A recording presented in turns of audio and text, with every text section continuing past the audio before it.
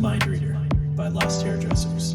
My name is Clint Mattoni, and I hope you enjoy the conversation.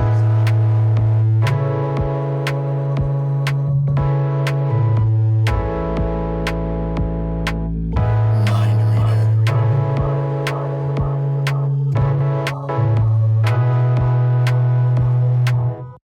Reader. So what's up, Clara? Oh, not much. Yeah. It's my kid's nap time. We have to be quiet. No, he's in the other room. Yeah, okay. Yeah. He's not right behind you. No. Cool. Well, thanks for doing this. You and I go back a really long time. We do. Yeah.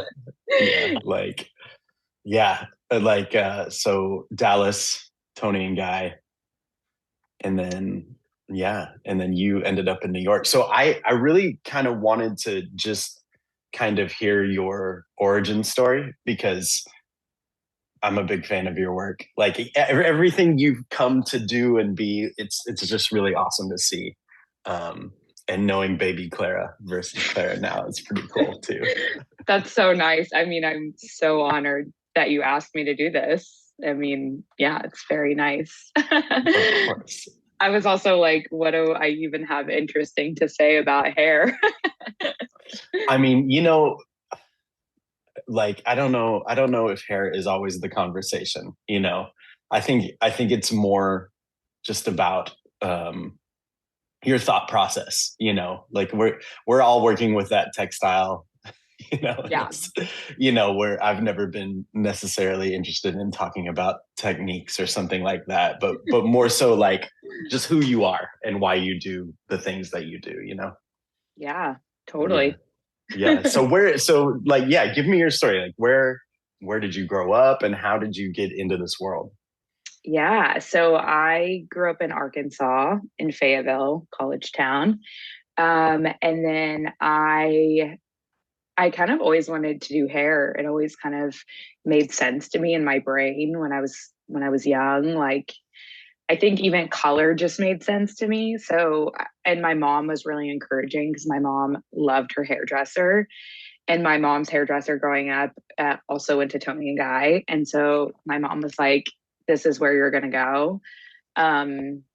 Did you know her? I mean, did you end up knowing her like when you went to Tony and Guy? She lived in the town. She like went to Tony and Guy and then moved back. So she was like my mom's hairdresser at that moment. Yeah. So I guess I was like, yeah, I mean, that sounds great. But I guess, I don't know. It took me a minute to figure out things after high school. I feel like I went to a small high school that didn't nurture really anything other than like agriculture. So I worked in a salon for a little bit, and actually like two of the girls that worked there also went to Tony and Guy.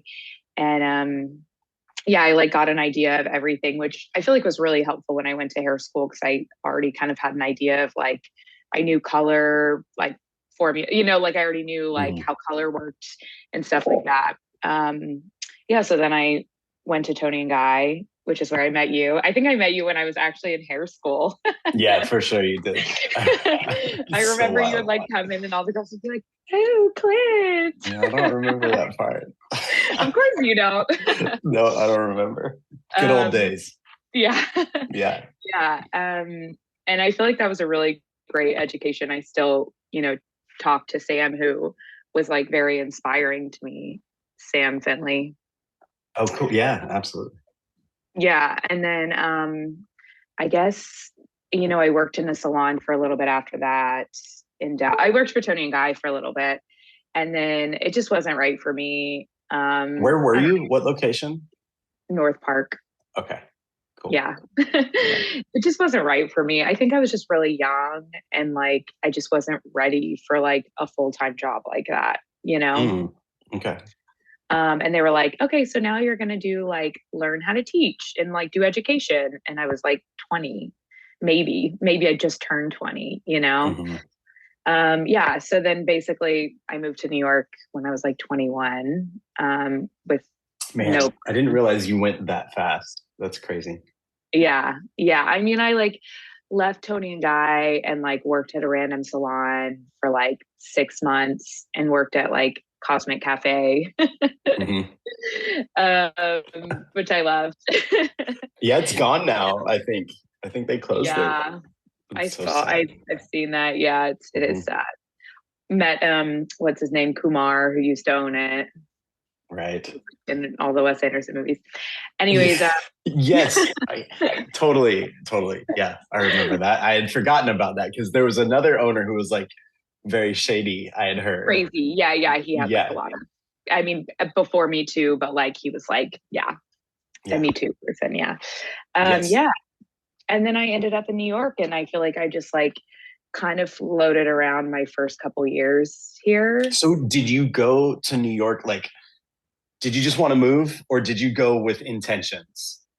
Well, I mean, I think I always, I think I always wanted to, and I think a lot of hairdressers, like I wanted to work on set, right? Mhm. But like you don't know how to get into it. You don't, and also I think at some point I think you realize it's a lot harder than you think. And like working in a salon is really nice and you make consistent Mhm. money. And I think a lot of people that maybe have interest in it realize, and maybe it's the same for me, like looking at someone like Guido's career or like, say, someone where Pat McGrath, where their career is their life and they don't have anything other than that. And like my life isn't that way, but you realize how much work you put into it that people don't see, and how much time and like assisting and like making no money. um so I think, I didn't know all that, but I think, I did want to work on set. And then yeah, I guess that was something I wanted to do, but I mean, I actually kind of moved for a boy. Okay. I mean, you're now husband, obviously. 'Cause- yeah, just kidding. Anyway, Yeah, yeah. yeah, so I mean that was 14 years ago. Right. Yeah. Yeah, and I worked in a few salons, Mhm. kind of floated around, did that, like was just like trying to like pay my rent. I mean, I came to New York with like $1,200, which is Mhm. crazy to me now, Yeah. like I basically had just enough to like pay my month's rent. And I was like, I hope I make money this month. Mhm. Yep. Similar And thing with me. For to sure. LA. Yeah. Yeah, it Really? was so bad. Yeah. Yeah. I mean, I don't know. We'll get into it later, but yeah, I did not have any idea what like making real money was. Like, I was busy at the salon, there was cash flow, but there was no savings. So once I jumped, like I ran through my meager savings real quick. And the salon that I was supposed to work at didn't open for like another almost a year, I think. And so it was a terrible situation. Hence why I Crazy. still have a clientele in Dallas because I would just go back, and work and do their hair to make some income. I mean, I think that's like a great way to do nowadays. Like that's an option. In Dallas, I was kind of like, I think I just partied too much. And it was like, I wasn't going to like, I don't know, that was just my lifestyle and there. And I don't think I knew anything different. So Right. I think when I moved to New York, I just like surprisingly chilled out a little bit. Yeah, that makes sense. You have to. Um, or you don't have to, for sure. Sometimes Yeah. money forces you to. Uh, Yeah. s- Yeah. so did you know anyone who was doing session work at all? No, So no. how did that like unfold? I mean, I worked in salons. In the last salon that I worked at, I worked so much. I mean, like we were open until 10 p.m. Like people would come, like so much. And I feel like I finally was at a place where I think I had a little bit more of a balance of, well, I worked a lot, but like I think I wasn't like struggling money wise so much. Right. But my boss, I think I had randomly had Saturdays off, and my boss at the time was at Brian Bantry for a bit, Okay. the agency. And Ward, if you know who Ward is, Ward he was also there. She assisted him, and she was like, "Hey, he needs an assistant tomorrow. Do you want to do it?" And I was like, "Yeah, okay." Like having no idea what I was going into. Yeah. So I mean, it was a lot. I remember it was like a kind of a crazy shoot, and like it was with this actress, the Swedish actress that was in, oh, what's that? I forget what the movie, like some big movie, I forgot now. But she had like so many extensions in, and she was in this like thing of water, right? And the hair was so heavy that like she was like, the photo was like her in the water with the hair around her. And like I had to like hold this like heavy, wet hair up as she like dropped down. Like, were you in water too? No. I was like above the tank. So she was like in the tank, and she would come up, but like have to grab the hair and like drop it. And like now I don't know if I would let a brand new assistant just like do that. But I like figured it out. But it was like, I remember it being pretty intense. But I guess it went good enough where, I mean, I like worked with Ward for a while, 10 years ago. Yeah. What was working for him like? I mean, Ward is an amazing hairdresser. He's such a great, I learned a lot from him. And there's certain things that I learned from him that I think, especially early on in your career, there's some things that you pick up that just stick with you forever, that you'll like never forget. But yeah, I learned a lot from him that, I took throughout my career. He probably doesn't even realize what he taught me. And I feel like sometimes same with assistants that I have. Sometimes I'll say something ridiculous and that's what they remember. You know what I mean? Sure. But yeah, I mean, I learned a lot from him. I'm grateful. Like, he asked me back and connected me with this agency. And I mean, I think Brian Bantry's a wonderful agency. They're wonderful women that work there. Are you currently with them? No. Oh, okay. No. I never signed with them. I think by the time that I was ready to have an agent, I wanted something different from them. Yeah. Okay. But they've always been so supportive of me, and just like, I mean, they like watched me grow up in my career, and I think they're so supportive even if people aren't signed with them. Yeah. I mean, I assisted a million other people as well, but that was like my beginning. Yeah, that's great. How was Ward to work with maybe versus other people? And like I definitely understand everybody has their style, right? And it can be rough. So what I don't know, what was your takeaway? I mean, obviously you love Ward and he did great for you, but I mean, I was really young still. I think I was 23 or 24 when I assisted him. And the industry was a lot different then. And even as I assisted other men, I did remember thinking how funny it was that I was like a 23-year-old girl. And a lot of times the models would be close to my age, and everybody else on set would be like older men, and usually like I would be the one person that, like a model would look at me and be like, oh, okay. There's like a female here, or like a young female, what I mean?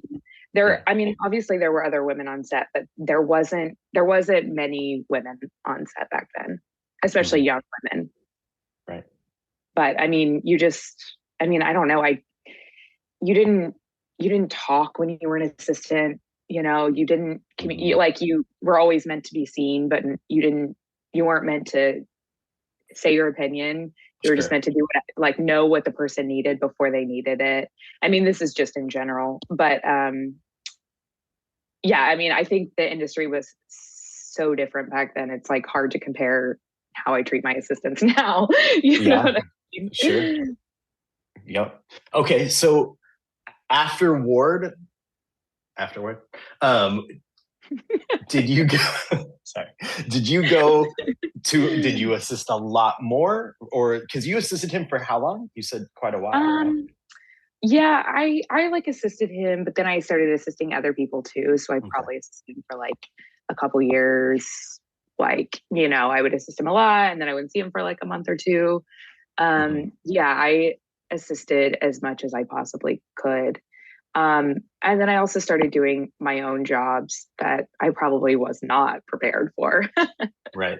Right. So um pretty immediately. Well, how about this? Like, how did you start to siphon? Actually, before we get there, post Ward, was there any like standout people that you assisted that made an impression on you? Obviously, he did. Was because you have that first person you assist, and it can be intense, and you just learn all kinds of things, whether good or bad. And then you can move on and you start to get a lay of the land. So, how did things change after him?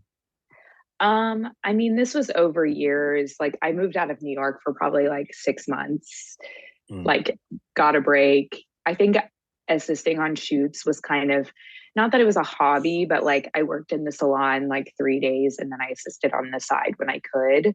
But it wasn't like my necessarily like career yet. Like I think I right. just did it and then I didn't know it could lead to something. And then I like got rid of my apartment and lived on a bus in Austin for like 6 months, I but remember like that. traveled around. Yeah. Yeah.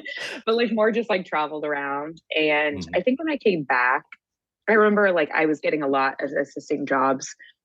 And like I was like, why am I turning down amazing things um to not really do anything?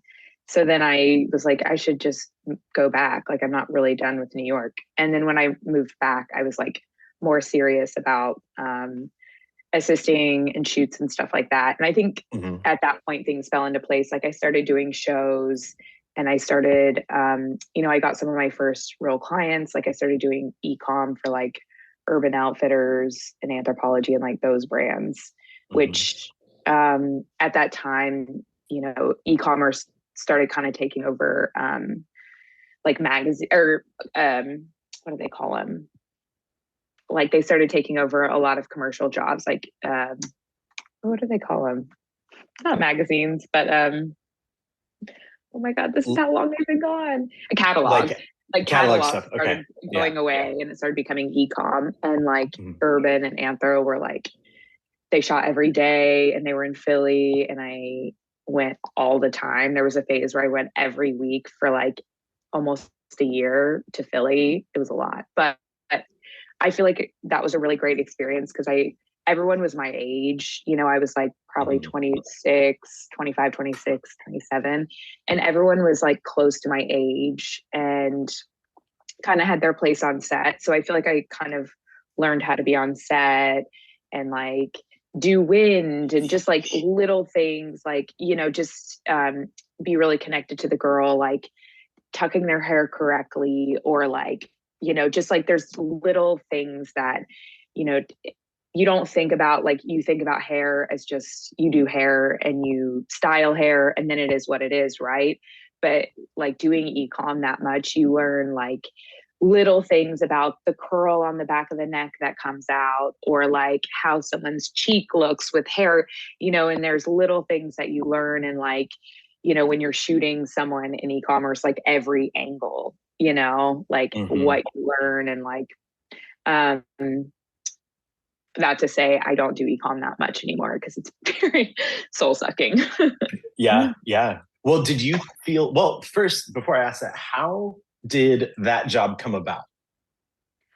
I assisted this guy and he did a lot of anthropology's catalogs.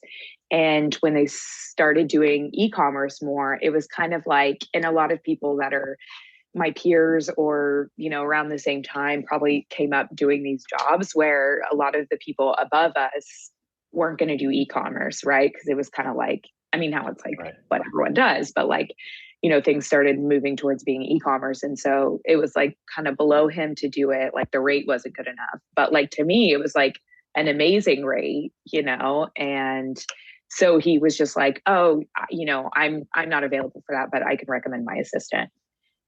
which is so nice because people don't really do that Right. often. Right. Yeah. Yeah, so Amazing. then I was working with them all the time. So do you feel like that Urban Outfitters job, because I will say, watching your career from afar, like it seemed like that job was when you kind of like maybe developed your style a little bit, like obviously Yeah. shooting that much is going to give you a lot of experience, but do you feel like that job was pretty pivotal for you? Yeah, in some ways, yeah. In other ways, I think, it I learned how to work on set and with Mhm. people and that kind of thing. But I think also, you learn how to do that hair, and sometimes Right. it takes a bit to get out of that hair. I mean, that hair was very much my style and always has been. Like, I still love that kind of hair. And Hmm. I think a lot of girls and women like that cool, effortless, undone, like, Totally. just the right amount. And it's very hard to do sometimes. Hmm. But I think also, I've had to grow away from that kind of hair as well. And sometimes it's hard to get your brain out of that hair, That's where it cool. always has to make sense. So if you're on set, doing this effortless, cool hair, and you did it very well. What are you dreaming about doing as that's happening? Like when you want to make your escape. What kind of hair did you want to do? Um, I don't know if I knew. I think that's the Yeah. thing. I don't think I really knew, but I did want to do shows. I think at that point I was like, the only way to grow for me is to go and do like all the shows. So I kind of that same time, because I made enough money, I was able to go to Europe and do all the shows. And like, sometimes you go and you basically book your flight in like it's the cheapest place you can find. And then you just like cross your fingers you get confirmed for shows. Sure. Yeah. Yeah. Or else Yeah. you just get a vacation. You get like An unwanted uh, vacation. yeah, totally. An expensive unwanted vacation. Yep. Yep. You Yeah. figure out how to enjoy it. Okay, Yeah. cool. So is that what you did? You Yeah. ended up, Yeah. yeah. Mhm. Did you have to quit Urban Outfitters? I still did it, but I think eventually, like when you're not available, people just move on. You know what I Sure. mean? Like, Yeah. and they used a lot of other people as well. So I think, you know, that thing ran its course. Yeah. I didn't know if it was like a contract thing or if it was like a I job did by have a job. contract with them for a Mhm. bit. Yeah, and I guess, yeah, I think around the time when you are gone for like a month, you know, Yeah. yeah. Yes. The industry moves on. Yeah, yeah, yeah. Yeah, Yeah, for sure. exactly. Yeah. So did you have your eye on someone's team to be on, like for shows? Yeah, I wanted to work with Sam Mhm. McKnight, who I Mhm. who I did work with. Yeah, that was I think he had that was like the aesthetic that I liked, just like cool, undone, Kate Moss type of hair. Yeah. And he always did Chanel, and I always thought the Chanel show just seemed so cool. And they used to do so many wigs and just like looks, and it looked so fun. Yeah. Yeah. Um, and I think Sam is like one of the most amazing humans. Yeah. I've never met him, but I've interacted with him a bit, and he's always like very lovely and gracious, and I really like him. I think he'd be Yeah. great to assist. Yeah. Yeah, you're like, oh, I understand. Like, you just, there's something you just like girls, like models and celebrities. It's just like there's something you just trust about what he says and what he thinks and how he looks at a girl and, little details that you don't think people don't always think about, but like it makes something have that like moment, if that makes sense. Yeah. Yeah, it makes Yeah. sense. What do But you I mean, think? Go ahead. I assisted everybody on the show stuff. I Hmm. assisted Sam, but I worked with literally everybody, probably did every single show Yeah. over my time. Yeah, for sure. Yeah, I was definitely, out there just kind of trying to get on every job I could for a while. And I think those days have run their course for me, honestly.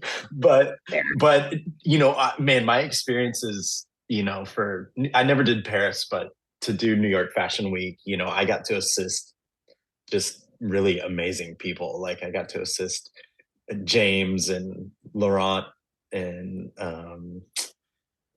who else was on there? I don't know. My brain's old now, but yeah, it was great. Fortunately did not get on any shows with anybody who I disliked. It was always just such a good experience, And even when I was outgunned, I was still invited back, and it was awesome. So I think that's just part of it, though. I think you're not going to be the king or queen of every hairstyle. And I was thinking about this recently because now I do more celebrity, and like for the most part it's just me.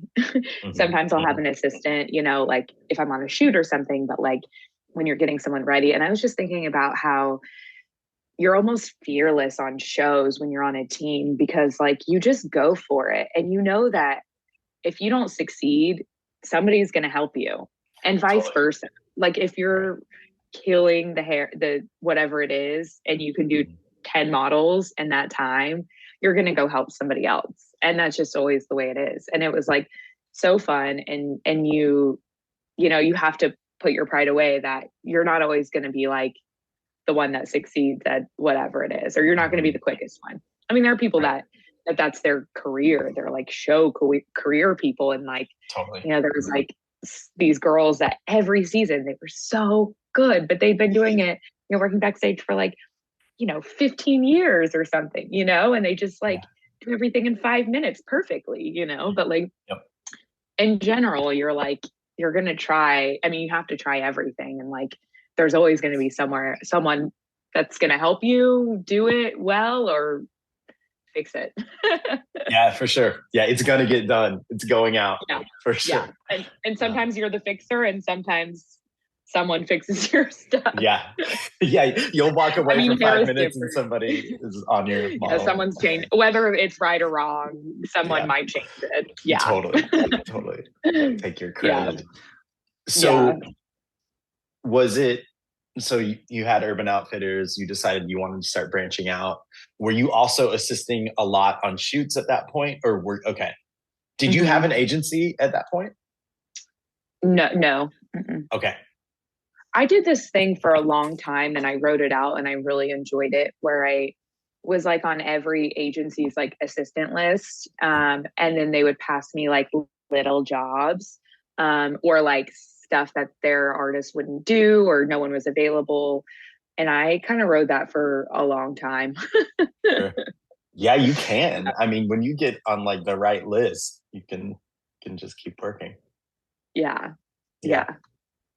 So were you test shooting much? Yeah, I did. Yeah, I did test shoots. Yeah.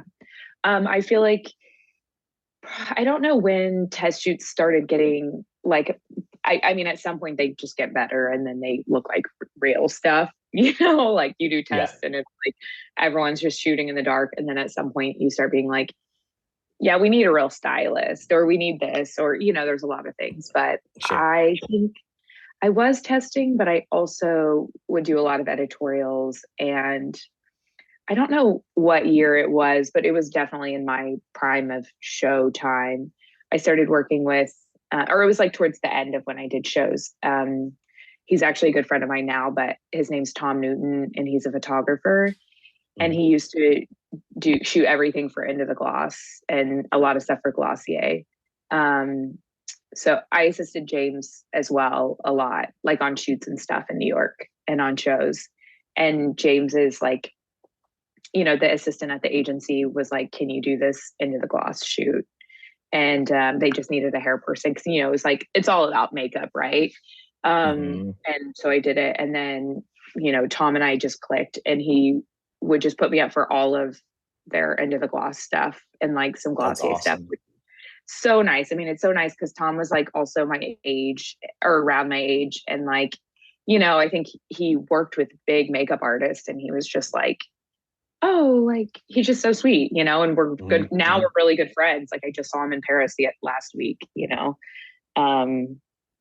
But yeah, it was really nice. And when he started doing other things outside of End of the Gloss, he would always put me up for them, which is so nice. I think just having a peer that believes in you is, I think that's one of the biggest things. Mm-hmm. Absolutely. Yeah. How do you think your work has evolved? I don't know. I mean,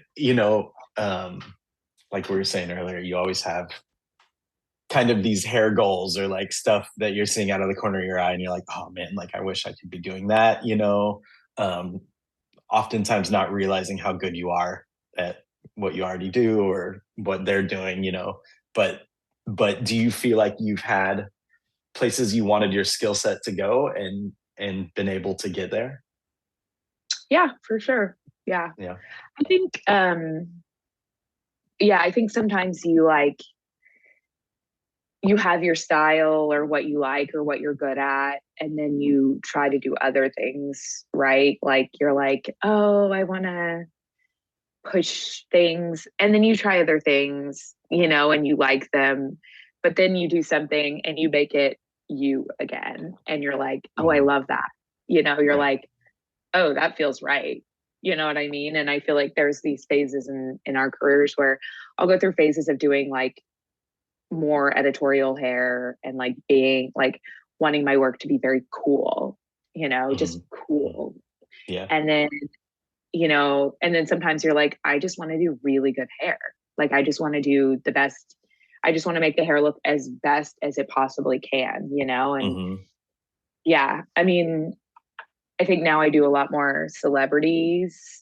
So I think it's a different ball game where you're creating a character for somebody, if that makes sense. Totally. So that being said, like, how did you start to get into the celebrity scene? Was it intentional or did you kind of fall into it? I think I kind of always was like interested. Um, but I mean, I don't know. I think there's a lot of people that I started in fashion. Like I live in New York. So the people I assisted were on shoots, and that was like my training. Like I know how to be on set. Like I know how to shoot. Like I know how things are going to look on set. I know where like, I mean, every set you're on is different. So you're like always kind of learning and figuring out. But like there's certain things that, you're just like, yeah, I can do this in my sleep. You know what I mean?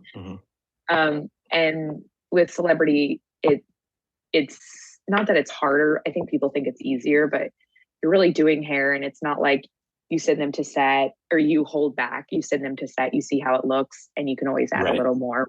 Right? It's like you send them and they're going in front of crazy flashes with a weird background in wind, in a car, maybe there's rain, and you're just like, send them out with a prayer. You know what I mean? Yeah. And like, maybe good photos will come back from the red carpet. Maybe not. Maybe their hair was tucked in their shirt. You know what I mean? Like, you never know. How often is it where, obviously the eye that we have for our own work is going to be much different than what anybody else sees. But how often do you think are you looking at the hair that you did in a photograph and you're like, I should have done A, B, or C, or man, I can't believe that's up. Is it pretty consistent? All the time. Yeah, all the time. I think, I mean, and I think maybe there's a lot of hair people that feel this way. Like I spent a lot of time assisting. Like I spent 7 years assisting, 6 years assisting, like a lot. And so any hairstyle, I know how to do it 10 different ways, right? It's just choosing which one makes the most sense at that moment and for that person's hair type, right? And sometimes I'll do it and I'll be like, couldn't have done it better. Like that is, I chose the exact way. And then other times you're like, I didn't need to blow it out. I could have used their natural texture. Right. It would have been a little bit cooler, but like you can't always read people's minds, or like, I mean, you can't always make the right decision. Like you can do your best, but I mean, sometimes you're like, oh, like the other day I was on like a video shoot and it's a client, a brand I work with all the time. And this girl had like really pretty, like natural, like waves, and like these cute bangs, right? And like it was kind of wet. And I was like, well, normally I would leave it wet, but I've been on these jobs a million times. Like I'm gonna blow it out and I'm gonna recurl her curls and have them like kind of brushed out. Like that's what the client wants. It's video. Like Right. video just has to be like more perfect. It can't be as cool.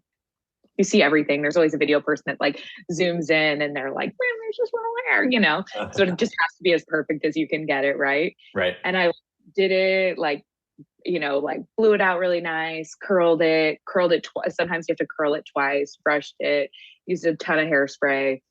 It looked really good, I think. And then, she's like, oh yeah, people usually just like work with my natural curls. And I was like, cool.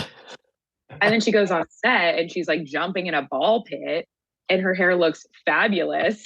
And she was just like, oh, actually, it makes sense why you did it the way you did it. It still looks really good. And I was like, sometimes that doesn't happen, sometimes I was like saying to my assistant, sometimes you do things and you make a choice and you're like, oh, I should have done it this way. And then other times you're like, I made the right choice. Amazing. That's great. So what can you divulge what that video was or who the artist was? Oh, I mean, it wasn't exciting. It's for Bloomingdale's, which is cute. I mean, it's a cute holiday video, but like holiday hair, it's like a holiday video. Like it wasn't that exciting. I mean, it wasn't that exciting, but like, in those little, it's like the small wins when you think you're like, oh, I did make the right decision, know? Totally. That's great.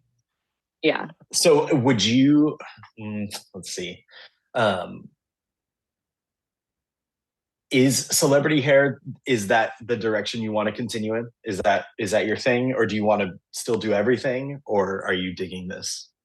I still want to do everything. Cool. I actually like working with celebrities, especially, because sometimes you can be just as creative as you can on an editorial. Like if you find the right people that you work with that trust you and like you, and, you can build a look for them and do cool stuff.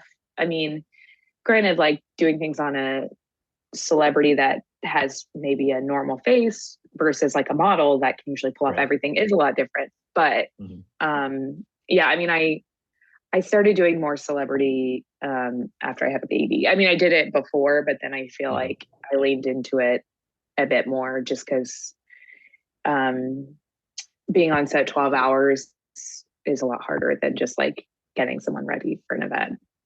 If that makes sense. Yeah, that totally makes sense. Okay, cool. Yeah. Yeah, and I think, keeping your hands in everything is going to keep your edge sharp, right? So you have a lot more to bring to the table when you do celebrities, because you're working in editorial and all these other aspects. So that makes sense. Yeah. I mean, I do think the industry's changed a lot where, there was like people that just did celebrities and then you would do like press stuff with them, right? But then for an editorial, the magazine or the photographer, whoever would choose the hair and makeup people, right? But now, celebrities just have so much more pull and say where I remember, I'd work with photographers or a magazine and, you would work with a certain level of talent. But then, there's such a juggle of who gets the job, because the magazine wants somebody and the celebrity or publicist or whoever wants their person, and maybe the photographer wants their person. So there's three people fighting to get their people in. Right. So I think you can't, I don't think you can just do one anymore. I don't think you can just do fashion because, celebrities or influencers are being shot more for editorials now. Right. Totally. It's not just like the typical model. So I think you have to do both a bit, if that makes sense. Yeah, absolutely. Very cool. Yeah. Yeah. What do you have a like a regular assistant, or do you have like a revolving cast? I like have had regular assistants. There's like, they'll be with you for a few years and then they'll move on to bigger people or like Right. their own jobs or whatever. So there's people that I've worked with for a really long time that will always come in and help me when they can. And then, Yeah. there's some that have been with me a few years. I have an assistant now that I work with a lot who's actually from Texas, went to Tony and Guy. Nice. Yeah. And I mean, he's with me a lot, but I think, it's nice to have somebody that wants to stay with you and learn from you and work with you. Cause I think training somebody how you like hair done and then being able to do it similar to what you like is like, it's so important. Right. For sure. What do you look for in assistants? Do you think? What are some important things? I guess, I mean, like, if someone wants to learn, like, that's, I think, one of the biggest things. If someone wants to like learn and grow, also someone that wants to be like patient and take the time to learn. Cause it's like, I think assistants now are like, just everything happens so much quicker, with Instagram, you can just do some test shoots and put your work out there and start getting jobs. It's just different from when I came up, or like originally came up. And so I think, I think just like taking time and learning all the things, because I don't think you assist someone 3 times and know how to do everything. I think there's so many different situations that you end up in that there's a lot of situations that I end up in that I feel like I know how to handle and I don't feel scared. And I think that's, to me, is great. Like some people are down to just like learn on the job, but I think there's a lot of situations that I end up in that I'm like, yeah, no problem. I've like been here before, like it's not a big deal, or like no problem, and I think just that stress of like being on set and someone throwing something at you like a curveball and you don't know how to handle it is like, I don't know. And people can feel stress. It's just like, I don't know. It doesn't feel good. Yeah. Yeah. So anyways, I think taking time to learn is really important and like just paying attention and just being like helpful just to me. I mean, honestly, like there's things that I see in assistants, like if my assistant immediately like somehow knows how to pack my bag, like my bag is very specific. And I think I really like the way it's packed and I think it's pretty easy to figure it out. There's things that you're like, yeah, whatever. But like in general, the gist of it. And I think seeing how someone packs your bag is a huge, you can tell a lot. Yeah. Yeah, absolutely. But, so do you think there's like a base level, like who an assistant needs to be if they can even like end up being a good assistant, right? Like I always felt like, let's say like a receptionist at a salon, you can teach somebody like bullet points of customer service, but unless they're naturally a helpful person, naturally considerate, it's really hard to like inculcate that in someone, So do you think someone has to be of a certain disposition to even start? I mean, I think this industry is so big and there's a lot more jobs than there used to be. And there's space for everybody and every weird personality type. Sure. There is a place for everybody, I think. So I think assisting isn't for everybody, but you can find the right person to assist. You know what I mean? So I don't think there's necessarily like a certain character trait that you have to be an assistant. I think it's just like not be lazy. Yeah, for sure. But that's just like this industry, it's a lot harder and there's a lot more work that goes into it, than people realize. So I think it's a lot harder in some ways than working in a salon. Like you don't know your hours. Sometimes you're there at 7, sometimes you're there at 5. Like my call time's 5:30 tomorrow AM. Right. Yep. So it's just like, I think it's just being on your toes and ready and like, okay with whatever. I think if you have really high expectations for a shoot, like you expect food. No, just kidding. No, but I think like having like realistic expectations for what you're going into. You know what I mean? It's like then I mean, food would be nice. yeah. Food's great. I'm just kidding. You know, like when I worked in fashion, sometimes you didn't eat. Totally. Actually, still. But I think not having like crazy expectations for what you're going into, especially when you're new, just being able to accept whatever the situation is. Sometimes it's hot. Sometimes you're so hot and you're shooting on a beach and like, you know, you're just sweaty and you're trying to make this person look effortless, like they're not sweating at all. The temperature is perfect, you know? So it's like sometimes sometimes it's freezing. Like sometimes we're shooting girls in summer clothes in the middle of winter, you know? Right.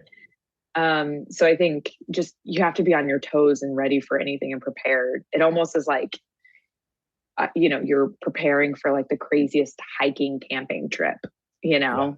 Yeah. Your bag can't break ever. Right. Your tools have to be like not broken, efficient, be able to move, fly, be in the back of like, you know, a mobile home, like whatever. You have to be like ready for any situation. Sure. That's great. Yeah. Has becoming a mother affected your work at all? Worse. Oh yeah, of course. Yeah. How? I'm curious because I'll never experience this.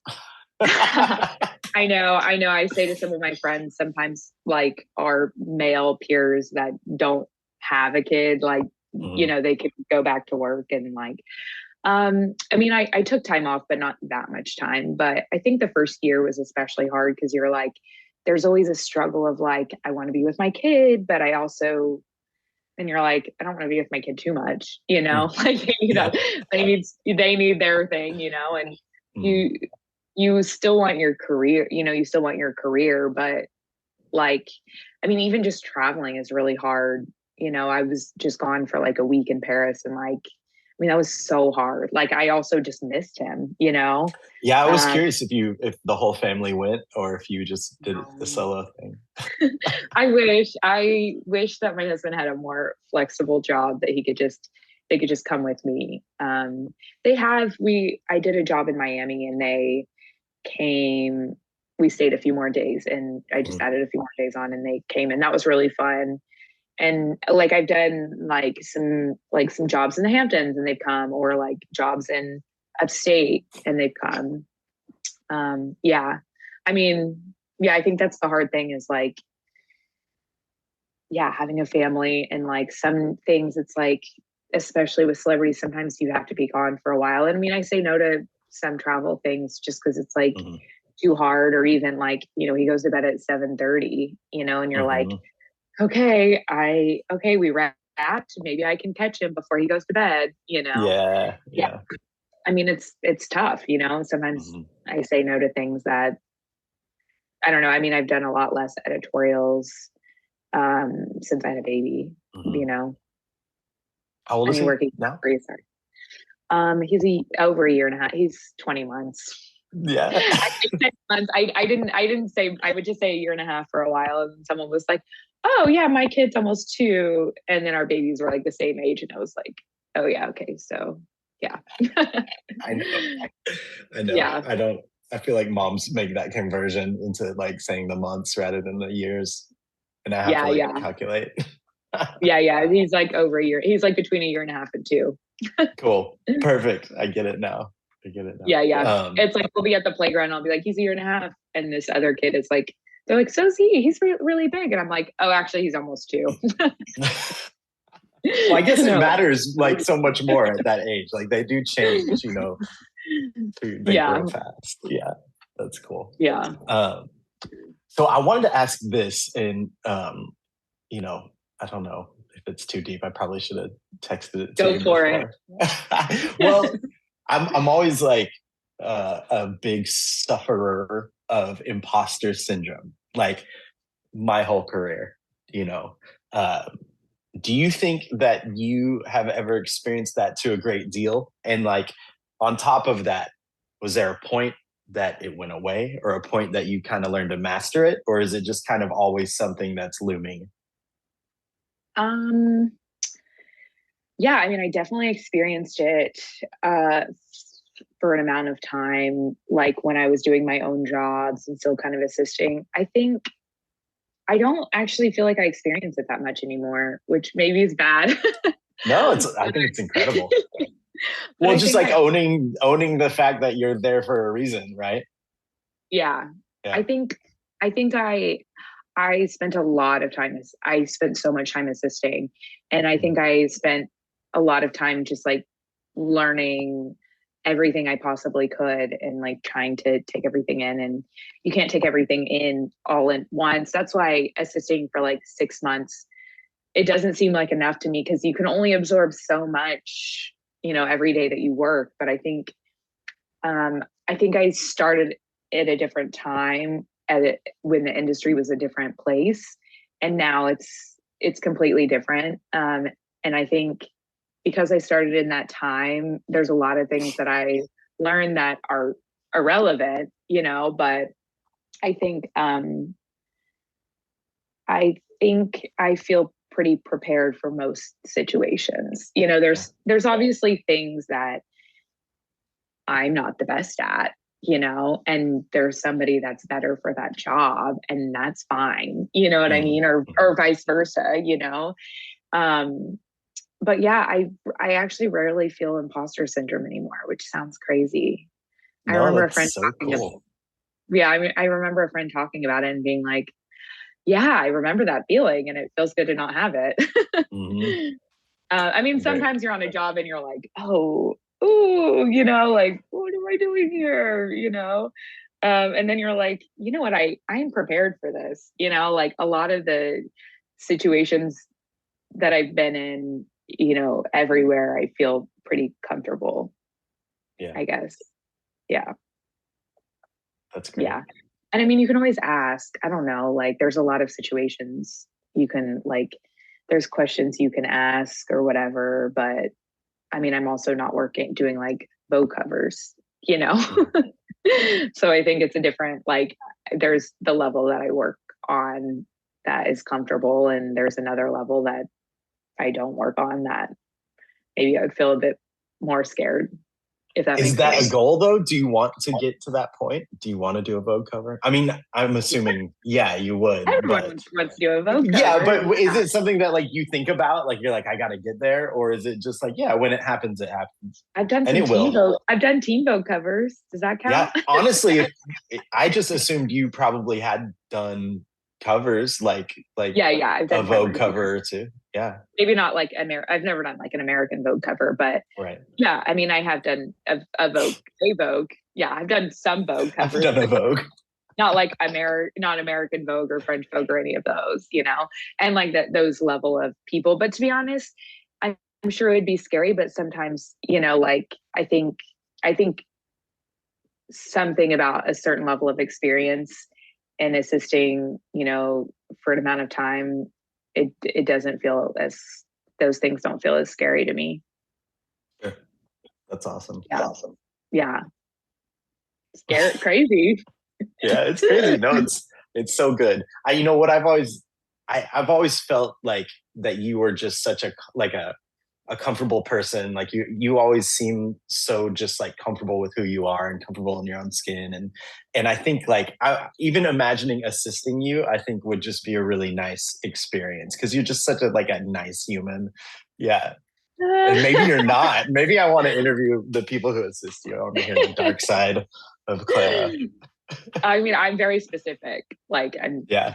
I like am very specific about how I work and how I like my things set up. Yeah. It's just really nice to have a space that sometimes I realize like I can't work as efficiently or as well when I'm not like set up efficiently, if that makes sense. Sure. Yeah, that of course. Of course. Yeah. Yeah. And I think like for an assistant, like it's it's better for you to be specific, like then they can learn something. People who I've assisted in the past that were like just too easygoing, you didn't really come away with anything. It was an easy day and it was low key, but it wasn't really like a learning experience. So I think that there's a balance, there Yeah. that you can, I mean, what's that? I was gonna say, I mean, don't get me wrong. Sometimes I'll like be on a shoot and I'm like, doesn't matter what their hair looks like, have fun. Yeah. I love to actually take the opportunity when I know like it can be taken and let my assistants do whatever they want. And then, sometimes you can fix it or what, or change it or whatever. But like, I love whenever you can just be like, just do it this way. Good luck. Whatever you. Great. Yeah. I'm sure they love it too. But, That's awesome. Well, very cool. Well, I think like we can stop it there and have a part 2 sometime soon. I would love a part 2. Let's do a part 2. Yeah, this is fun. I've been meaning to start this again for a long time, and just it's hard. Time slips away, but it's easy enough to set up. So I'm excited to do more. So we'll get you back on soon. Love it. Yeah. Fun. Thank you for taking the time. For having me. This was such an honor. Oh, whatever. Huge fan of Lost Hairdressers. Huge fan. Thanks. Anytime. We've been through some things, let me tell you. We were a salon and then we weren't, and now we're in a lawsuit. It's been crazy. You guys in a lawsuit? Well, yeah. We'll talk about that sometime. We'll talk about it offline. It's been a wild ride. But we had a salon in Texas too, actually, for a minute. I don't know if we ever talked about that, but I remember you had the salons. Yeah, it was gonna be cool, but then it wasn't. So oh shit. Yeah, you got to be careful who you partner up with sometimes, but it's all good. We'll survive. I never wanted a salon in the first place, honestly, so it's okay.